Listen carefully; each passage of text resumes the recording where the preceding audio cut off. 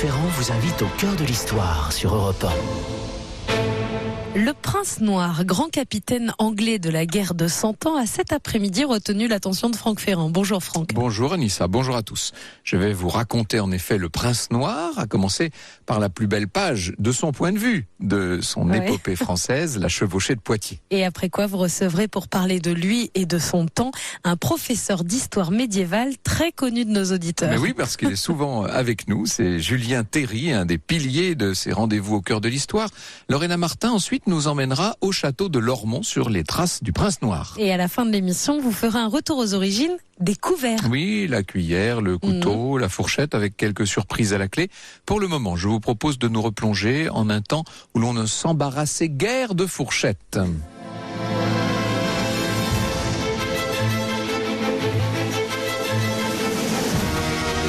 Au cœur de l'histoire sur Europe 1.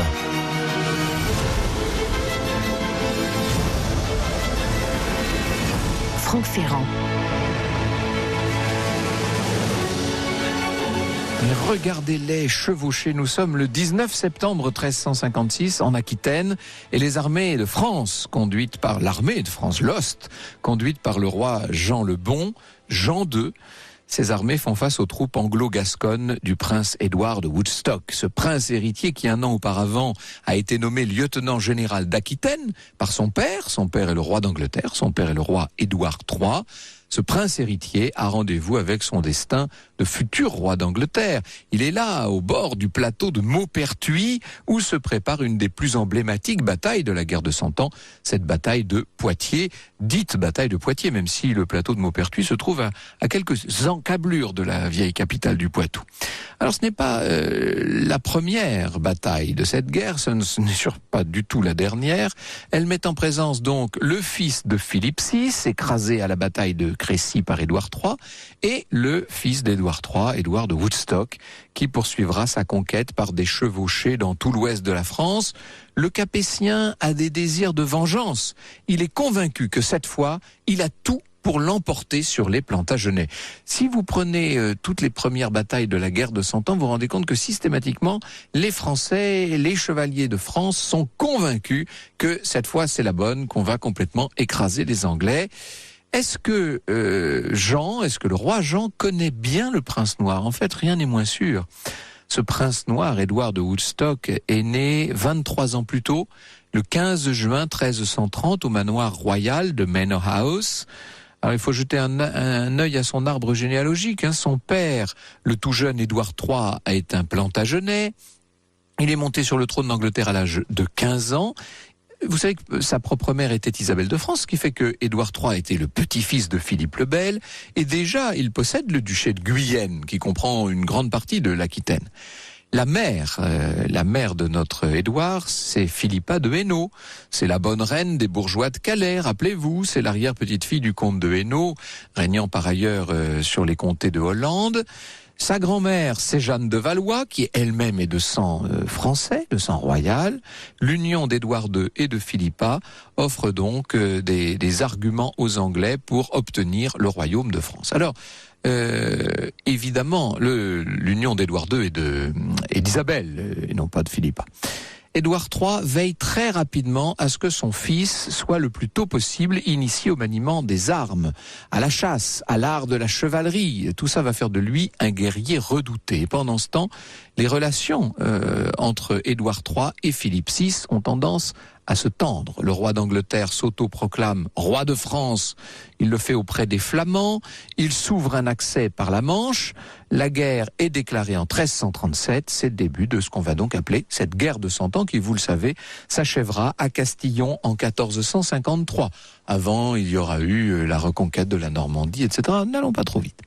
Édouard de Woodstock, très vite, va se trouver plongé dans le grand bain de la guerre, si je puis dire. Antoine Lebègue le raconte. Au XIVe siècle, l'enfance s'arrête tôt, surtout pour quelqu'un qui doit hériter du double titre de roi d'Angleterre et duc de Guyenne. Il nous raconte ça dans Le Prince Noir et sa légende, le Bègue. En 1343, Édouard III donne à son fils le titre de prince de Galles. Il n'a donc que 13 ans, puisqu'il était né en 1330, le petit Édouard de Woodstock. On le voit participer aux festivités, aux joutes chevaleresques. Évidemment qu'on le fait jouter avec des armes très...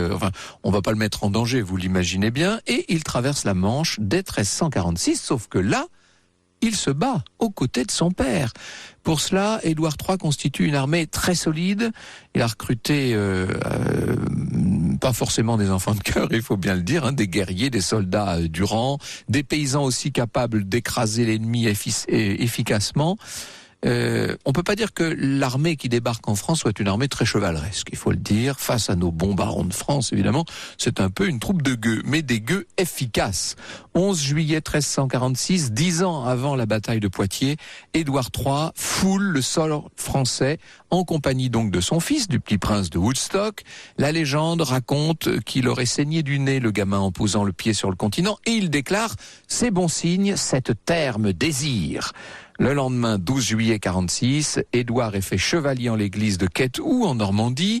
Son père l'adoube en lui donnant une petite tape sur la nuque, la collée, comme on disait. Et puis, il lui remet ses armes, à commencer par la fameuse épée plate. On ne plaisante plus. Je cite de nouveau Antoine Le Bègue. Officiellement pour impressionner les Aquitains, mais peut-être aussi parce qu'il devine qu'une nouvelle étape de sa vie va s'ouvrir, dit-il, qu'il va cesser d'être simplement le fils du roi pour devenir un chef à part entière, totalement libre, responsable de ses décisions. Le prince noir s'offre un symbole fort, un nouveau casque, un aume surmonté d'un léopard orné d'un rubis d'une taille imposante. Vraiment, c'est un guerrier que nous retrouvons. Et l'héritier de la couronne d'Angleterre va enchaîner les batailles. Crécy, donc, bien sûr, 26 août 46. Il commande là un corps de troupes auprès de son père Édouard III. Tout ça est un peu symbolique encore, il faut bien le dire. Et puis, il engage une série de chevauchées. Nous verrons tout à l'heure avec Julien Théry ce que c'est qu'une chevauchée. Chevauchée à travers l'Armagnac, le Languedoc, la ville basse de Carcassonne, Castelnaudary, Narbonne, Limoux, etc. Il détruit, il pille, il démontre partout à la fois une forme d'insensibilité, on est dans la guerre, et puis surtout une supériorité des armes, terrassées pour dominer, voilà le principe même de ces chevauchées, le but étant également d'en tirer un profit sonnant et trébuchant. On peut dire qu'Édouard est passé maître dans l'art des chevauchées. Ici, un groupe d'hommes, là, une famille, et plus loin, un village, tout ça est pris en otage. On demande des rançons partout, bien entendu. On va qualifier les armées du prince Édouard de colonnes infernales. Ce prince de Woodstock mène une guerre éclair, si vous voulez. Il est toujours en mouvement. Ça, c'est ce qui va signer en quelque sorte sa façon de faire la guerre. Alors, est-ce que c'est pour ça qu'on l'appelle le prince noir? Vous allez me dire non. Pourquoi? Il semblerait que ce surnom de prince noir tienne tout simplement à la couleur de son armure. Son armure a été passée à l'anthracite. Elle est noire. Elle est d'autant plus impressionnante. Ça lui donnerait quasiment l'allure d'un fantôme des batailles. De la bande originale du film de Christian Fechner, Justinien Trouvé, ou Le bâtard de Dieu. Franck Ferrand vous emmène cet après-midi jusqu'à 15h au cœur de l'histoire du prince noir. La suite, c'est dans un instant sur Europe 1. Europe 1, au cœur de l'histoire. Franck Ferrand. Alors cet après-midi, Franck, vous nous emmenez au cœur de l'histoire du Prince Noir. Nous sommes à la veille de la bataille de Poitiers. Le Prince Noir va vivre un face-à-face historique avec le roi Jean de Lebon, qui entend laver une humiliation faite à son père Philippe VI de Valois 10 ans auparavant. Alors si ma mémoire est bonne, ce sont des souvenirs d'école, la bataille de Crécy, elle avait été un fiasco pour les Français. Je vous confirme. Est-ce que c'est l'inimitié entre les Capétiens et les Plantagenets qui est à l'origine de cette guerre de 100 ans? Je ne sais pas si c'est l'inimitié, en tout cas c'est la fin d'une dynastie en France, tout simplement. Les fils vous savez que les fils de Philippe le Bel n'ont pas eu de descendance directe. Enfin, il y a eu le petit Jean Ier si cher à Pierre-Louis Lancel, mais sinon en dehors de Jean Ier, il n'y a pas de voilà. Et il meurt lui-même au berceau. Donc changement de dynastie, et à ce moment-là, le fils d'Édouard II et d'Isabelle de France, donc le petit-fils de Philippe le Bel, peut faire valoir ses prétentions à la couronne de France, tout simplement. Évidemment, les barons de France et d'une façon plus générale les États ont choisi un Valois parce que ça reste un prince français. Pour régner sur la France, on s'est dit que c'était pas plus mal. Mais après tout, il y a concurrence dynastique. C'est ça les origines de la guerre de 100 ans, tout simplement. Alors, revenons justement à notre bataille de Poitiers. La veille, Woodstock est en infériorité numérique. Il le sait. Quand je dis infériorité numérique, c'est considérable. Puisque si vous mettez bout à bout tous les soldats dont il dispose dans les différentes armes, etc., ça fait à peine 10 000 hommes, des anglo-gascons. Et en face, les Français sont 20 000. Et en plus, il y a ces très fantastiques et impressionnants chevaliers français. Sauf que ce que sait très bien le jeune Woodstock, c'est que les chevaliers en question sont plus pour le roi de France un handicap qu'un avantage. Certes, ils sont impressionnants, ils sont beaux, ils sont rutilants, mais dans la pratique, ils sont lourds et constituent des batailles, comme on dit à l'époque, c'est-à-dire des régiments désorganisés.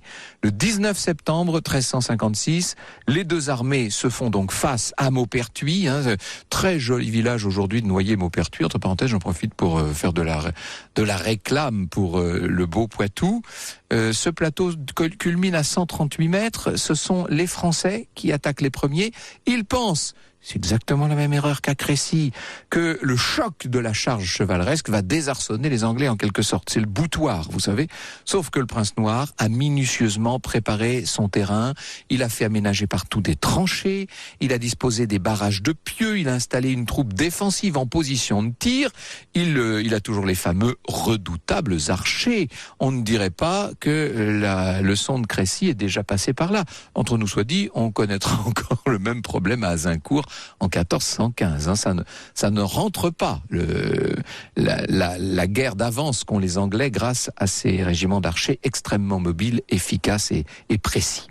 Antoine Lebègue raconte la stratégie du prince noir. Un peu partout, on s'attache à recruter des archers. Le tir à l'arc long, souple et léger ayant été développé dans tout le royaume au détriment des autres jeux depuis le règne d'Édouard Ier. Mais c'est au pays de Galles que sont recrutés le plus grand nombre et les meilleurs des archers, ce sport étant la grande spécialité des sujets d'Édouard de Woodstock. Comment s'appelait le fameux Robin des Bois ? Ça, c'est de la légende, bien entendu. Les fameux longbows, leur capacité de tir hors norme vont faire merveille. 12 coups à la minute, vous imaginez, quand les arbalétriers français ont difficilement le temps d'envoyer 3 ou 4 carreaux. Le calcul est vite fait. Des nuées de flèches, littéralement, transpercent le camp français et le déciment très vite. Les archers sont embusqués à la sortie d'un bois. Ils vont anéantir les troupes d'élite du roi Jean. Et les Français, une fois de plus désorganisés, vont se précipiter dans la gueule du loup. Leurs chevaux, qui au demeurant sont mal protégés sur les flancs, s'empalent sur les fameux pieux. Ça donne d'ailleurs un spectacle absolument affreux. La charge française se transforme en massacre sanguinolent. Le précieux comte de Clermont fonce dans la bannière de Salisbury, se fait tuer. D'autres chevaliers sont faits prisonniers en nombre. Et voilà que le roi Jean, entouré de ses 23 bannières autour de son cheval blanc, assiste impuissant au carnage. Et père, gardez-vous à droite, et père, gardez-vous à gauche. Je ne vais pas vous rappeler tout ça. Son choix le choix du terrain, qui est un terrain marécageux, va ôter par ailleurs aux chevaliers français toute chance de s'en sortir dans cette circonstance complètement dramatique. Je cite Jean Favier, c'est toujours un bonheur de citer Jean Favier. Vers le Miosson-Massan, le gros des forces à l'ouest des Anglais, en arrière d'un méandre marécageux, nous dit-il, le choix de cette position est stupide, le sol spongieux va jouer contre l'assaillant. Le prince noir, lui, met en place des pièges improvisés. C'est ce que nous raconte Jean Froissart, une des principales sources de la guerre de 100 ans. Des chemins fortifiés malement de haies et de buissons, nous dit-il. Cette bonne utilisation du terrain prouve que le prince noir n'est pas seulement un stratège, c'est aussi un très bon tacticien. Je vous l'ai dit, c'est un homme qui est rapide, qui décide avec beaucoup d'aisance. Bientôt c'est le corps à corps et très probablement on utilise là ces fameuses dagues qu'on appelle les miséricordes, ces dagues longues et fines qui passent entre la maille et qui vont transpercer parfois la visière des aumes. Armes redoutables, donc les Français ne résistent pas et donc les troupes du prince de Woodstock, très efficaces, vont l'emporter. Jean le Bon sent que la situation lui a complètement échappé. Il décide d'exfiltrer ses fils pour ne pas mettre en péril sa succession. Mais, alors cela dit l'autre, l'héritier du trône de toute façon n'était pas sur le champ de bataille. C'est le futur Charles V dont nous avons eu l'occasion de parler ici même. Alors, est-ce que dans cette affaire, Jean II a le souvenir de la débâcle de Philippe VI à Crécy? C'est très probable. Toujours est-il que, de toute façon, il va se montrer complètement paralysé sur ce champ de bataille. Les archers à court de flèches, nous dit le bègue, ont même le temps de récupérer des flèches sur les morts et les blessés, c'est-à-dire que les archers, certains archers gallois en tout cas, vont faire moisson de flèches pour les tirer à nouveau. Et malgré sa bravoure, le roi de France, blessé au visage, va rendre les armes sur le champ d'Alexandre. C'est le chevalier de Morbec, fidèle parmi les fidèles du prince noir, qui est chargé de le faire prisonnier. Défaite cuisante, sans précédent, des milliers de tués, beaucoup de grands seigneurs prisonniers. On va avoir des rançons incroyables. 14 comtes, 21 barons, vous imaginez, 1400 chevaliers, et le roi de France en personne. Alors là, la mesure est comble.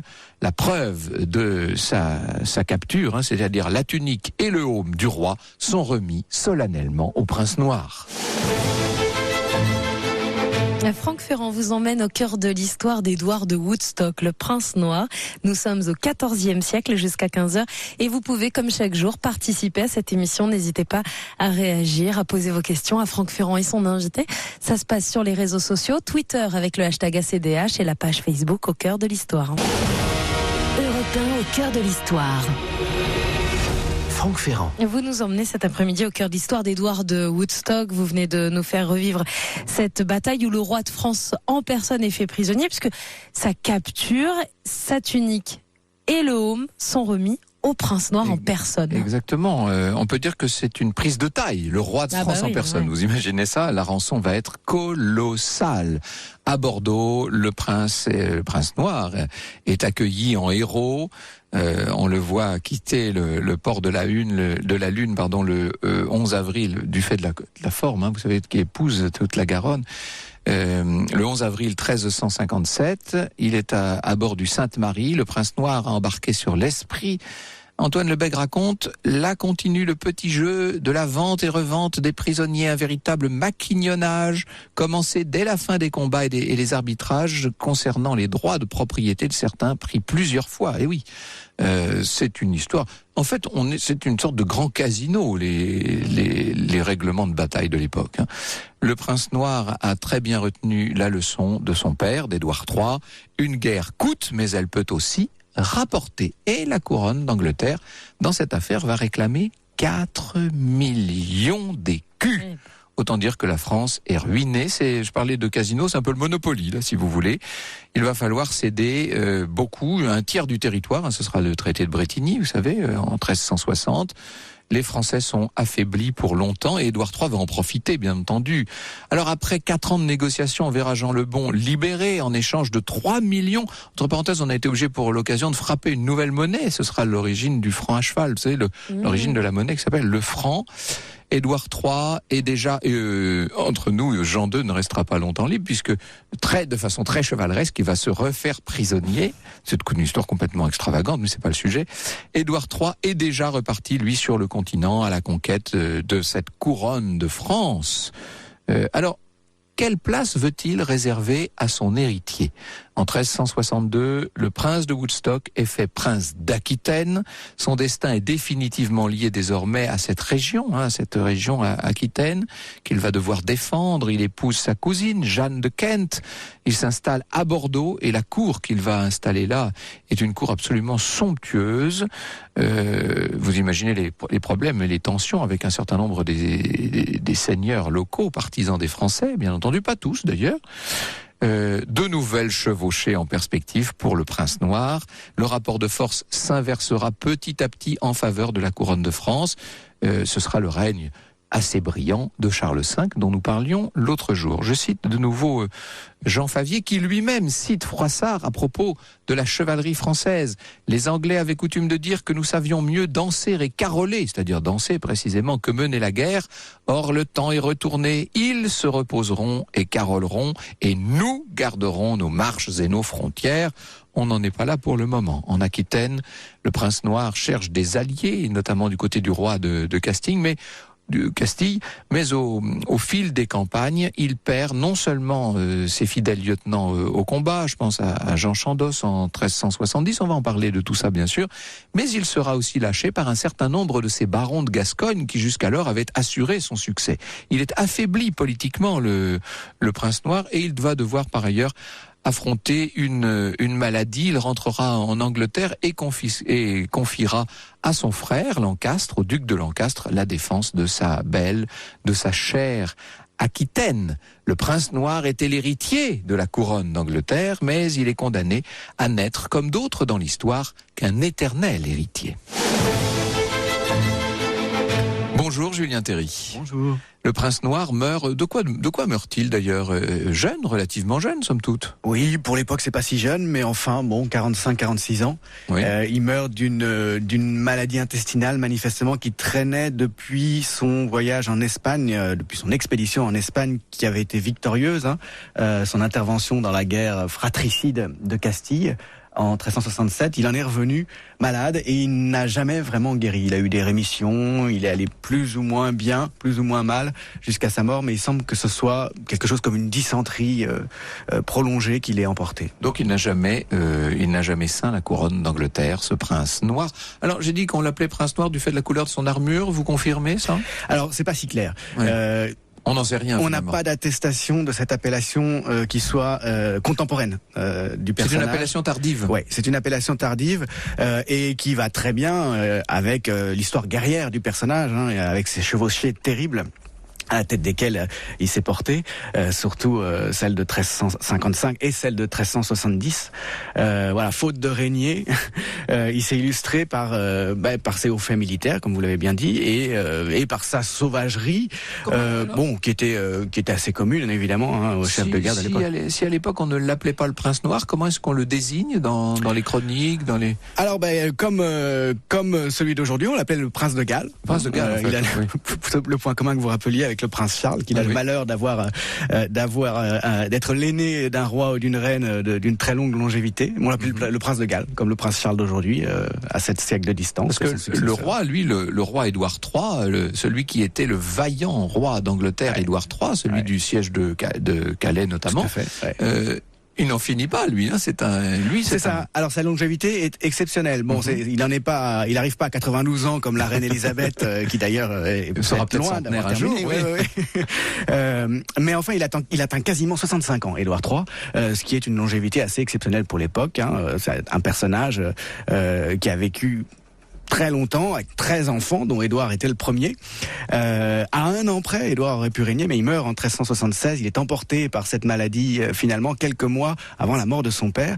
Et c'est le deuxième fils du prince noir, le seul survivant, Richard, né à Bordeaux, à la cour d'Aquitaine, qui va lui succéder l'année d'après sa mort. Et succéder dans des conditions très difficiles. Dans des conditions très difficiles. Il va finir d'ailleurs par être évincé, car la nombreuse fratrie du prince de Galles, du prince noir, notamment Jean de Lancastre, l'un de ses frères, donc, et puis Edmond, un autre de ses frères, vont fonder des partis princiers. C'est un peu l'actualité dans tout l'Occident à cette époque, des partis de grands princes qui détiennent des pans entiers des royaumes.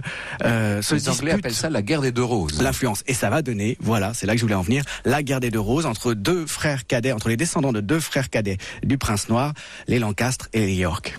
Alors nous n'irons pas, nous, dans ces subtilités de l'histoire anglaise aujourd'hui. On va revenir sur la destinée du prince noir, sur ses origines, sur son incroyable... il a été précocité, voilà, pardon, je cherchais le mot, sur son incroyable précocité au combat, puisqu'on le voit se battre dès l'âge de 13-14 ans. C'est ça, dès Crécy, comme vous le rappeliez, dès 1346, il est à la tête de l'aile droite de l'armée, il fait ses dents, il se fait les dents. Oui, il fait ses armes. Europe 1, au cœur de l'histoire. Franck Ferrand.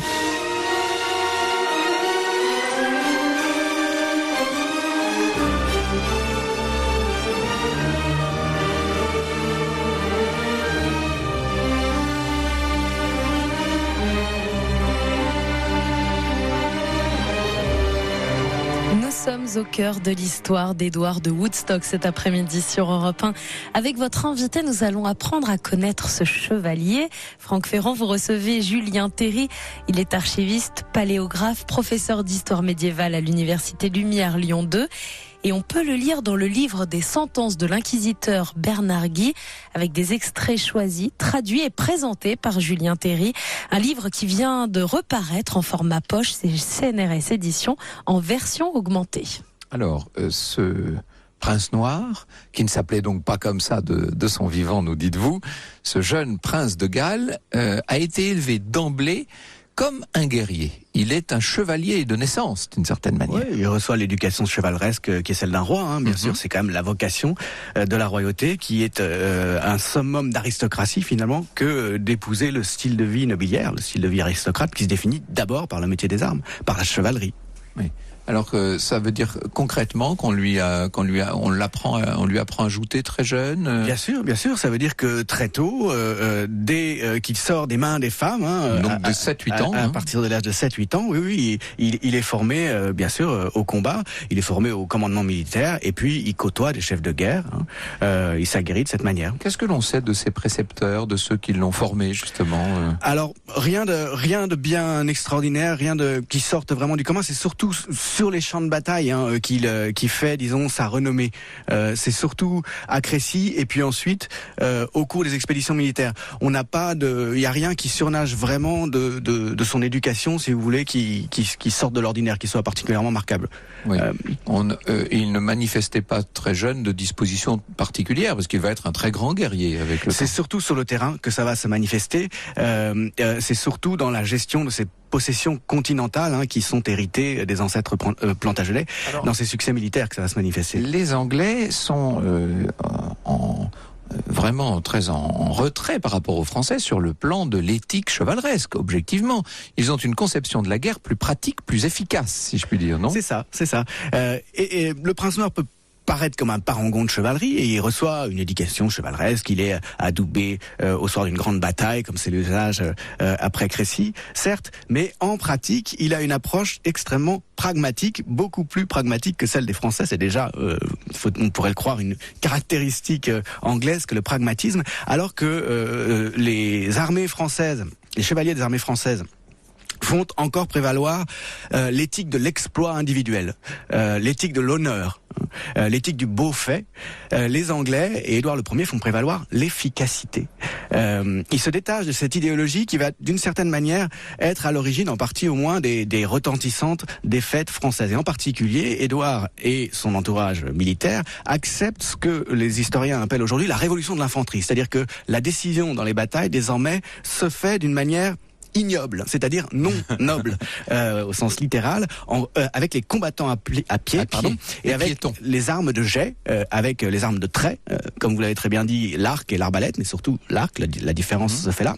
Et ce sont des manières de combattre qui sont absolument pas chevaleresques. Il n'y a pas de confrontation d'homme à homme, évidemment, avec un arc ou une arbalète. On est très loin avec un arc, et on est très mobile. C'est ça. Et très invisible. Enfin, il y en a tout le contraire de ce que doit être un chevalier. Tout à fait. Ce qui définit la noblesse, c'est d'abord de combattre à cheval et de charger. Or, la différence, la décision va se faire aussi bien à Crécy qu'à Poitiers, mais encore à la génération suivante, en 1415, à Zincourt. Elle va se faire au profit de ceux qui ont accepté de descendre de cheval. Car les chevaliers anglais vont combattre à pied.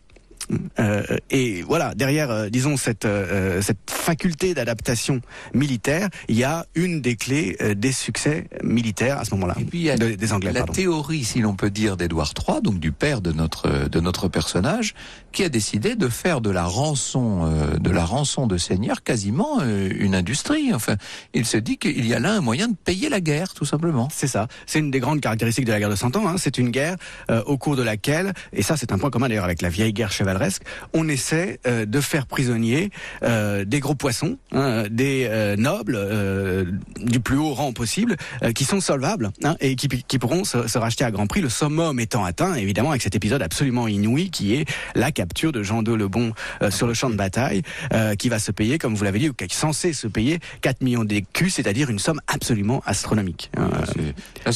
On met même carrément en danger le pays adverse là, en demandant une rançon. La première conséquence, c'est l'apesantissement écrasant, jusqu'à l'écrasement de la fiscalité. Voilà. Et le résultat, c'est la révolution de 1358, bien sûr. Et la jacquerie. Ah oui. Alors, la bataille de Crécy avant cela. Crécy, c'est 1346. On voit le tout jeune Woodstock, c'est son titre, ce prince de Galles. Il n'est pas encore prince de Galles, là d'ailleurs. On le voit sur le champ de bataille à Crécy, diriger, commander lui-même l'aile droite. Alors, c'est ça. En fait, il commande avec le conseil du comte de Warwick, qui est là quand même. Il a un aîné, il est sous les ordres d'un aîné, il est sous contrôle évidemment. Mais bien sûr, c'est là, comme on le disait, qui se fait les dents, c'est là qu'il apprend, la tactique, et puis qui se confronte au combat réel. Avec une prédilection pour la rapidité et pour la dynamique. Il représente ce prince noir dans les guerres de la guerre de 100 ans, dans les guerres du Moyen Âge. Son image est accolée à celle de la rapidité. C'est ça. Tout simplement parce que ces faits guerriers les plus marquants ont été des chevauchés. Alors expliquez-nous ce que c'est que et la bataille de Poitiers elle-même, qui est mémorable et qui est une bataille rangée, bien sûr, c'est quelque chose qui intervient à l'issue d'une chevauchée. Alors là, le chevauché, avec le siège des places fortes, c'est la principale manière dont on fait la guerre pendant cette fameuse guerre de 100 ans. Les batailles rangées sont extrêmement rares, on les évite, parce qu'on sait qu'elles peuvent être décisives. Elles sont très dangereuses. C'est ça, elles sont très dangereuses pour tout le monde et en général, on les évite, il y en a très peu. Alors, la guerre de chevauchée, c'est très simple, ça consiste à lever une armée, à se mettre en route, à entrer dans le pays de l'ennemi et à tout saccager, à tuer tout le monde sur son passage, à brûler tout sur son passage et surtout à faire du butin. Ce qui permet d'ailleurs de recruter des hommes pour fournir ces armées, car c'est l'appât du butin qui les mobilise. Et le prince noir est un expert en la matière. Ces chevauchées sont particulièrement destructrices et meurtrières. Bien sûr, c'est la paysannerie qui est la principale victime de la guerre. Autant dire que dans l'esprit du peuple à l'époque, ce prince noir, c'est une sorte d'Attila. Il fait peur. C'est un fléau, bien sûr, c'est un fléau. Il représente à lui tout seul l'un des 3 grands fléaux qui s'abattent sur les populations à cette époque, les famines, les maladies et la guerre. Les 3 étant d'ailleurs corrélés, et ce n'est pas un hasard si la grande peste noire fait des désastres juste après Poitiers. C'est des organismes malnutris à cause des disettes liées à la guerre qui vont d'autant moins bien résister à la peste. Donc le prince noir a cette image d'un pilleur, d'un fléau, nous le disions. Il ravage les contrées par lesquelles il passe, et à côté de ça, c'est quand même un prince qui va faire souche. On va lui donner l'Aquitaine. Nous y venons dans un instant. Europe 1 au cœur de l'histoire. Franck Ferrand. Nous sommes au cœur de l'histoire d'Édouard de Woodstock, le prince noir. Nous sommes au XIVe siècle et nous découvrons cet homme, la chevauchée de Poitiers et toute son histoire. Grâce à votre invité, Franck Ferrand, vous recevez Julien Théry. Il est archiviste, paléographe, professeur d'histoire médiévale à l'université Lumière Lyon 2. Est-ce qu'on peut dire de Poitiers que c'est le sommet de la carrière du prince noir, c'est le moment, c'est son fait d'armes le plus brillant, puisqu'il capture le roi de France. On est en 1356 là. C'est tout à fait inattendu et inespéré. D'ordinaire, les souverains ne s'exposent pas comme ça sur le champ de bataille. Il va, disons, du prestige royal que le souverain apparaisse comme un grand guerrier. Mais enfin, de là à réellement prendre des risques sur le terrain, il faut vraiment être finalement quelqu'un qui vit dans le passé, dans les vieilles valeurs largement caduques, comme Jean II, pour se faire avoir. Oui, c'est-à-dire que Jean II est presque un roi de roman de chevalerie, d'une certaine manière. Tout à fait. Il vit dans l'imaginaire chevaleresque qui, en réalité, à cette époque-là, est depuis assez longtemps caduque. C'est un imaginaire du XIIe siècle. C'est celui du temps des ancêtres, de leurs ancêtres à l'un et à l'autre, des Plantagenets et de Philippe Auguste. C'est ça, des années 1150, 1230. Alors, le roi d'Angleterre est content. Il est ravi, c'est une divine surprise. Oui, il veut récompenser son fils et il va ériger le fameux duché d'Aquitaine en principauté carrément. Parmi les conséquences désastreuses de la capture du roi, il va y avoir la cession, comme vous l'avez dit, au traité de Bretigny-Calais, de pans entiers du sud-ouest, de quasiment tout le sud-ouest, qui vont se joindre à la Gascogne déjà possédée par les Anglais. Et Édouard III va former avec tout ça une principauté de Gascogne et d'Aquitaine qui va donner à son fils aîné avec le titre de prince. Et ce prince mène une vie de souverain. Quasiment, il crée une cour à Angoulême, puis à Bordeaux. À Angoulême et à Bordeaux. Et c'est l'autre aspect du personnage qui est d'ailleurs en fort contraste avec le côté chef de Soudard, qui est le sien.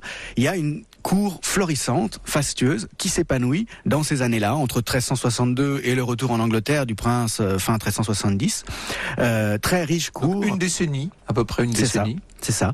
À Bordeaux, où va naître d'ailleurs Richard. Le premier fils du prince de Galles, Édouard d'Angoulême, naît à Angoulême, comme son nom l'indique. Et le second, on va l'appeler Richard de Bordeaux. C'est lui qui va succéder à son père finalement, puisque l'aîné Édouard meurt prématurément. Et donc ce sont finalement presque des petits Français, en tout cas ce sont des petits Gascons, ces personnages, effectivement, qui naissent à la cour, entretenus par Édouard et Jeanne de Kent. Quand vous dites que cette cour est fastueuse, on peut la comparer aux grandes cours de l'époque. Tout à fait, oui. tout à fait. Et de ce point de vue-là, elle est même très représentative. C'est le début des cours de la pré-Renaissance. On pense à la Bourgogne, évidemment. C'est ça. La on cour pense pontificale à Avignon. Mais la première, vous avez tout à fait raison, c'est la cour pontificale, celle de Clément VI, le plus fastueux des papes, celui qui est le premier grand mécène de la Renaissance. C'est entre 1342 et 1352. Donc vous voyez, c'est presque exactement au même moment, un tout petit peu avant. Avant que les Bourguignons et les Français imitent les papes, la cour d'Édouard en Aquitaine a fait figure d'entité de précurseur, si vous voulez, de cour qui est celle d'un précurseur. Ouais. Et puis dans la lignée de ce qu'avait institué Aliénor d'Aquitaine, il y a tous ces troubadours, il y a une littérature, une civilité particulière à Bordeaux. Aliénor qui est d'ailleurs une ancêtre, une ascendante directe du prince noir. Oui, c'est une cour qui cultive les arts, Alors on n'est plus au temps des troubadours, on n'est plus à l'âge d'or des troubadours, qui est celui du siècle précédent, mais on est à l'âge d'or de la musique et de la peinture en particulier, et de la sculpture. Et la chasse devient une véritable cérémonie. Tout à fait. Il y a des banquets qui sont extraordinaires, qui durent 2 jours entiers. Enfin, grande civilisation quand même. On peut imaginer que l'éclat de cette cour de Bordeaux et de la cour d'Angoulême ont permis, à l'image du prince noir, d'être un peu redoré. Si aujourd'hui on parle du prince noir sans forcément avoir des frissons, c'est parce qu'il a aussi été ce civilisateur d'une certaine manière. C'est ça. Alors, la guerre a coûté beaucoup d'argent. Il faut récupérer. Il continue à se battre, ce qu'il faut le dire. C'est qu'il n'est jamais en repos. Le conflit reprend. Il y a 9 ans de paix. La paix de Bretigny-Calais institue une trêve de 9 ans. Dès 1369, Charles V, donc le fils de Jean le Bon capturé à Poitiers, entreprend la reconquête. Et dans une large mesure, son initiative est couronnée de succès, avec le fameux Bertrand du Guesclin qui se met à son service. Les possessions anglaises. Du Guesclin devient le cauchemar du prince noir. C'est ça. Ça devient un peu le cauchemar du prince noir. Et ce cauchemar, finalement, arrive à son acmé, si vous voulez, avec la défection de Limoges, une ville qui faisait partie de la principauté d'Aquitaine, dont Édouard était souverain, et qui va se donner directement, sans même combattre, par négociation, par accord entre son évêque, qui était censé pourtant être un ami du prince noir, et Charles V, ce qui déclenche la fureur, évidemment, du prince. Et, au passage, précisons que cette principauté d'Aquitaine, cette principauté du prince noir, était très vaste. Elle englobait Quercy, Périgord, Rouergue, Bigorre, Armagnac, Agenais, Poitou, Limousin donc, puisque vous venez de nous le dire à l'instant. C'était l'ancêtre de l'actuelle grande région Aquitaine, d'une certaine manière. Ça ressemblait beaucoup d'ailleurs. Ouais. Alors, ce prince noir va se lancer dans une nouvelle guerre, mais cette fois de l'autre côté des Pyrénées. Alors, c'est ça. Le temps que dure la trêve et que les choses se calment côté français, le prince va s'engager en Castille. Là où il a le droit de se battre. C'est ça.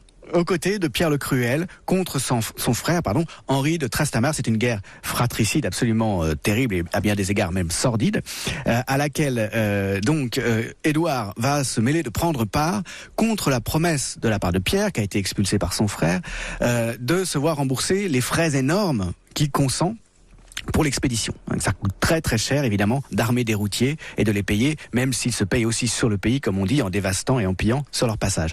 Il est victorieux aux côtés de Pierre. Le problème, c'est que Pierre n'honore aucun de ses engagements financiers. Il a pris des gages, Édouard, quelques forteresses, quelques terres en gage, mais il n'arrive pas à en prendre possession. Le résultat, c'est qu'il revient fin 1367, donc dans sa principauté d'Aquitaine, en perdant, même s'il a été militairement gagnant. Il a d'énormes problèmes financiers. Et il a beaucoup perdu, il a beaucoup engagé dans cette affaire. Il est en faillite. Il est en faillite, oui. Là, de ce point de vue-là, il n'a peut-être pas suivi jusqu'au bout l'exemple de son père. Et en plus, il rentre malade. C'est ça. Et il en ramène la maladie qui manifestement, finalement, viendra à bout de lui quelques années plus tard en 1376. Il fait qu'il ne reste pas à Bordeaux à ce moment-là. Alors, il reste à Bordeaux encore quelques années jusqu'à la fin 1370. Le temps d'aller piller Limoges au cours d'un sac mémorable qui est resté dans les mémoires pour punir la ville de s'être donnée à Charles V. Il finit par rentrer en Angleterre et il va jouer un rôle actif dans la vie politique anglaise pendant les 5-6 années qui lui restent à vivre. J'aime bien le terme parce qu'il faut que je traduise pour nos auditeurs qui ne vous voient pas. Vous dites dans la vie politique anglaise et vous nous montrez une espèce de marigot comme ça. Et que c'est une période pour le moins troublée de l'histoire d'Angleterre. C'est ça, où les partis princiers s'affrontent autour du vieux roi Édouard III. Oui. On commence à préparer la succession, tout simplement. Sauf que lui, la succession, il ne la verra pas, puisque la maladie l'emporte, vous nous l'avez dit tout à l'heure, avant même la mort de son père Édouard III. Drôle de destinée finalement. Ce prince noir a laissé une image essentiellement dans la fameuse Aquitaine dont il était le prince. Est-ce que les Aquitains, si je puis dire, ont une bonne image de lui ? Alors, oui, enfin longtemps en tout cas, la Gascogne, Bordeaux ont été beaucoup plus proches en fait de l'Angleterre que de la France, et se sont trouvés très bien finalement d'être inclus dans les possessions anglaises. Après, il faut bien voir que pour l'image du prince noir, il y a une chose qui est très importante, c'est son gisant qu'on peut voir encore aujourd'hui dans la cathédrale de Canterbury, où il est en grande armure. Très spectaculaire. Et c'est une statue très impressionnante, dont la photo est bien connue, qu'on peut très facilement trouver en la googlant si vous voulez. Et ça fait partie de l'image de l'homme. Encore plus grand mort que vivant. Merci beaucoup Julien Terry. Nous allons rester aux côtés du prince noir dans un instant puisque nous partons pour la Gironde sur ses traces en compagnie de Lorena Martin. Europe 1, au cœur de l'histoire. Franck Ferrand. Et c'est à Lormont que Lorena nous emmène cet après-midi visiter le château du Prince Noir. Bonjour Lorena. Bonjour. Alors c'est beau ce château de Lormont. Très beau, il est situé sur les hauteurs de Lormont, en Belvédère, sur la Garonne, à l'entrée de Bordeaux, à plus de 60 mètres au-dessus de la Garonne, dans un véritable écrin de verdure. C'est un château comme souvent détruit et reconstruit plusieurs fois. À l'origine, c'était le château des ducs d'Aquitaine, dès le XIe siècle, puis des rois-ducs, après le mariage d'Aliénor d'Aquitaine, et avec bien sûr Henri Plantagenet. Les rois-ducs ensuite confient la garde de ce château aux archevêques de Bordeaux. Le château devient bien sûr leur résidence d'été jusqu'à la Révolution. Et les archevêques qui reçoivent les rois-ducs de passage à Bordeaux. Et c'est comme ça que le prince noir va y séjourner, donc au milieu du XIVe siècle. Et la tradition... Le futur Richard II, ce deuxième fils dont nous parlait Julien Terry, serait né, dit-on, au château de Lormont. Serait né, voilà, c'est la légende qui veut cela. Et d'où ce château d'ailleurs qui prendra le nom ensuite de château du prince noir au XIXe siècle.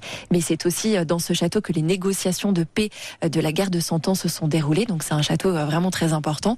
Et à la fin du XVIe siècle, le château va devenir la propriété donc de ses archevêques. Le cardinal François de Sourdis fait raser la forteresse et pour reconstruire un palais. Le château lui-même, le château tel que l'a connu le prince noir n'existe plus. N'existe plus. Voilà, il a été détruit et puis donc après ça a été un palais épiscopal, partiellement ensuite détruit encore une fois sous Louis XIV et la résidence de l'archevêque de Bordeaux. Voilà, c'est ça exactement. Subsistent aujourd'hui en fait les bâtiments qui datent plutôt du XVIIe siècle et de siècle plus tard. On y ajoutera aussi, vous savez, ces deux tours crénelées qui font aussi tout le charme de ce château. Alors ce château qui a été donc détruit, reconstruit, réaménagé et qui aujourd'hui, si je comprends bien, est un château essentiellement du XVIIe siècle, il a été restauré assez récemment. Il y a une dizaine d'années par Norbert Fradin, qui est un promoteur bordelais qui a la passion de tous ces châteaux et qui les rénove beaucoup. Et ce château était en ruine, il n'y avait plus de toiture, plus de charpente, plus de plancher quand il l'a récupéré. Et heureusement, il ne restait que les murs qui ont été inscrits sur la liste supplémentaire des monuments historiques. L'intérieur du château ne se visite pas aujourd'hui, mais l'extérieur, oui, notamment via l'association des Amis du Vieux-Lormont et l'Office du tourisme. Il y a des visites régulières qui sont organisées pour le parc, etc. C'est vraiment très joli. Et puis alors, pour être certain que Lorena Martin s'intéresserait à eux, Les gens du Cru ont créé un grand restaurant. Voilà, figurez-vous. un Bien restaurant, sûr. le Prince Noir, une étoile au guide Michelin. Il se situe en fait dans les dépendances du XVIIe siècle, les écuries du château. C'est une sorte de cube de verre et de béton qui offre une vue sur le pont d'Aquitaine et sur ce château. Il est aujourd'hui tenu par Vivien Durand, qui a repris la maison depuis 2014. C'est une cuisine vraiment du terroir du Sud-Ouest et la carte change bien sûr régulièrement avec les produits de saison et du marché. Et figurez-vous que depuis 1 an, le château accueille aussi le Cours Florent, qui a une antenne, comédiens, en fait, les c'est ça comédiens, voilà, du Cours Florent, qui cherchaient un lieu pour implanter leur antenne à Bordeaux. Et donc, ils sont aussi logés dans ce château. De répéter dans ce château, Non, quand c'est même. pas mal, ça C'est donne bien, envie. c'est chic. La cantine n'est pas, Non. pas désagréable, d'après ce que j'ai cru comprendre. Merci beaucoup, Lorena. Vous nous reparlerez des châteaux qui ont de bons restaurants dès demain, à mon avis. Europe 1, au cœur de l'histoire. Retour aux origines. Ah bah tiens. À propos de restaurant. Nous étions au restaurant. Nous allons donc en savoir plus et connaître les origines, grâce à vous, Franck, des couverts, fourchettes. Alors moi, je suis fourchette, couteau, cuillère. Hein. C'est-à-dire je reste sur ces 3-là. Il y a des restaurants où il y en a beaucoup plus, vous savez. Ah ben, on peut mettre plusieurs. Bah, mais voilà, généralement, c'est ça. on évite d'en mettre trop à la fois sur la table. Sinon, c'est trop compliqué. C'est plus élégant d'en Ouais. avoir 1 ou 2 par service, c'est mieux. Ça Alors suffit. le couteau, qu'est-ce que vous voulez que je vous dise là? Ça nous remonterait. Parfois, vous savez, il y a quand même des questions qui sont singulières dans cette rubrique. Parce que le couteau, ça remonte aussi vieux. Il y a 25 000 ans, on avait des lames de silex ou, Bah oui, ou de quartz. bien Et sûr. puis bon, en fonction des évolutions de la métallurgie, on les a vues évoluer toutes ces lames, bien entendu. Le bronze, le fer, etc. Alors, c'est au Moyen-Âge que l'emploi du couteau va être universel, si je puis dire. Ça reste un objet personnel pour les gens à cette époque, et c'est pour cette raison qu'au XVe siècle apparaissent les premiers couteaux pliants. Plus tard, ça deviendra les canifs, vous savez, ce qui permet de le ranger dans une aumônière, dans une poche, etc. Le bout du couteau à l'époque est encore pointu, bien entendu. C'est le cardinal de Richelieu, vous savez, qui va rendre obligatoire les couteaux de table à bout rond. Je crois que c'était en 1629. Donc là, à partir de là, les couteaux ne sont plus pointus. La légende veut que le cardinal ait eu cette idée en remarquant que certains convives avaient la désagréable habitude de se curer les dents avec le bout de leur couteau. C'est pas chic, ça. C'est pas qu'il avait peur d'être assassiné, contrairement à ce qu'on dit souvent. Alors la cuillère, la même chose là que l'homme a longtemps utilisé, vous savez, des coquillages, des coques, etc. Les premières cuillères en bois apparaissent dès le néolithique. On en trouve qui ont plus de 12 000 ans maintenant. Au Moyen Âge, les cuillères vont prendre un rôle très important. La fameuse cuillère à pot, rappelez-vous, qui est la grande louche au centre du pot, dans la maison, ou dans le foyer principal, c'est essentiel.